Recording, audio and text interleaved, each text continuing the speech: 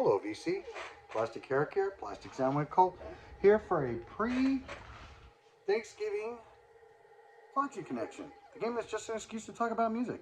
It's a game that I play with my brother Bryce over on Good Show Ponsonby.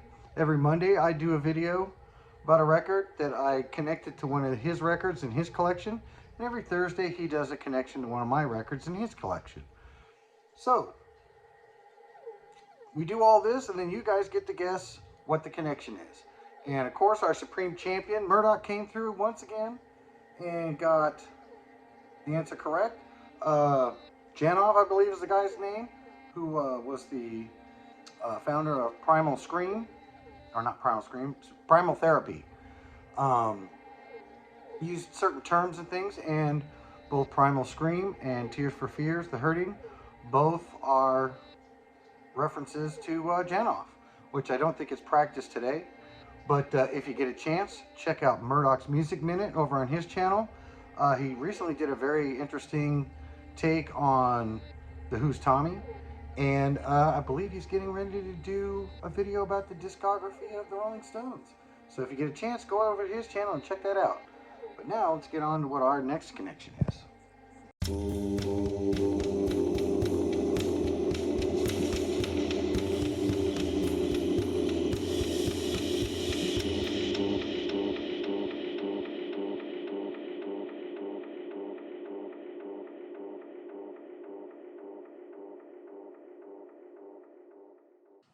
So, the last album that my brother showed was The Hurting by Tears for Fears.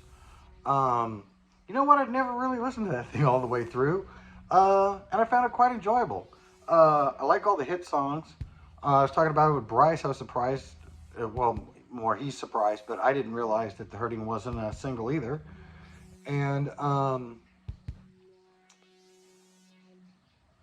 I find that this is the beginning of the refining of their sound for when they get to Songs from the Big Chair, which is one of my, it's got to be a top 10 album for me. I love that album. The whole thing is solid all the way through. This album is pretty solid as well. Very good tunes, but it's not as polished as the later record that they put out. And you could tell that they were still experimenting with stuff. It seemed like they went with a much more conventional sound on Songs from the Big Chair. And this one here, they're working out what sounds they like and what they don't.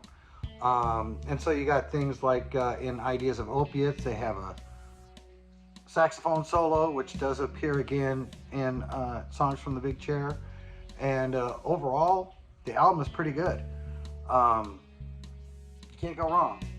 Even though it's not as good as Songs from the Big Chair, this album was still pretty good. Really, really enjoyed it. And so, the album that I connected it to was... Oh, shit, I gotta get up and do this. Here we go. Humble Pie, Street Rats. Fantastic album. I got this as a gift, kind of from one of my kids who was out doing some antique shopping, some thrift shopping, and came across this, saw it, and thought out for the hell of it, they'd just get it as a blind buy and hope that I'd like it. And it turns out I did. This is fantastic. Now, a lot of people associate Peter Frampton with Humble Pie, which he was with Humble Pie, but he's not on this album. I believe 2 or 3 albums back, he ditched out. But when he was in it, Humble Pie, along with, God, I can't think of his first name, but Marriott is his last name, first supergroup. We got 2 of the stars from 2 other bands that join together and make a really kick-ass band. You know, things like Captain Beyond, Bad Company, those kind of bands are all made up of guys that were in other bands and I guess wanted another outlet for playing music and producing music. This album here does not have Peter Frampton on it, but god damn does it still rock. The opening track, Street Rats, is really good. Rock and Roll Music, which is a cover. They do a fantastic cover of We Can Work It Out by the Beatles. And later on, they do a cover of Drive My Car, which I'm trying to think right now.